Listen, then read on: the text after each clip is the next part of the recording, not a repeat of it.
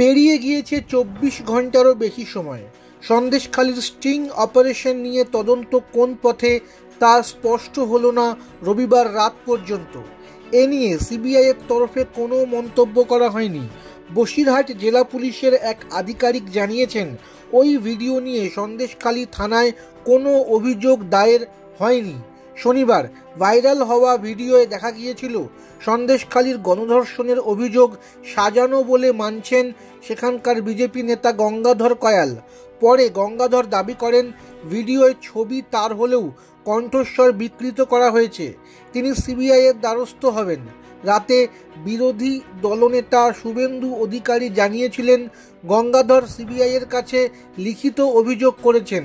সন্দেশখালি বিধানসভার বিজেপি আহ্বায়ক শুভঙ্কর জিরিও রবিবার বলেন, সরাসরি সিবিআইয়ের কাছে এ নিয়ে অভিযোগ দায়ের হয়েছে। তদন্ত হলেই সত্য সামনে আসবে। সিবিআই জানিয়েছে, হাইকোর্টের নির্দেশে সন্দেশখালির তদন্ত হচ্ছে। যদি স্ট্রিং ভিডিও সংক্রান্ত কোনো অভিযোগ আসে তা আদালতে পেশ করা হবে। আদালতের নির্দেশ অনুযায়ী পরবর্তী পদক্ষেপ করা হবে। নিয়ম অনুযায়ী প্রাথমিকভাবে অভিযোগ দায়ের হওয়ার কথা পুলিশের কাছে, কিন্তু তৃণমূলই বা পুলিশের কাছে কেন গেল না, উঠছে প্রশ্ন।